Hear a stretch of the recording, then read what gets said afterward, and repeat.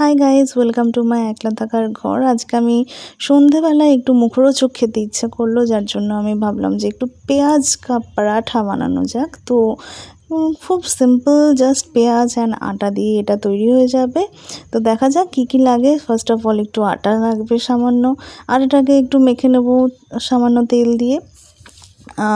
তারপরে সেটাকে একটু পেঁয়াজ কেটে নিয়েছি কুচি কুচি করে, তার মধ্যে সামান্য লঙ্কা দিয়েছি। তোমরা চাইলে জিরে গুঁড়ো, লঙ্কার গুঁড়ো, ধনে গুঁড়োও দিতে পারো, বাট আমি অ্যাজ সিম্পল অ্যাজ রেখেছি, কারণ আমার ভীষণ খিদে পেয়েছিলো অ্যান্ড আমি সিম্পলভাবে করার চেষ্টা করেছি। এবং সেই লেচি করে সেটাকে একটু সামান্য বাড়িয়ে নেব, এবং সেই লেচির মধ্যে আমি জাস্ট পেঁয়াজের কুচিগুলোকে জাস্ট দিয়ে দিলাম অ্যান্ড সিম্পলি আমি শুধু মুড়ে দেব এবং সামান্য একটু বেলে নেব।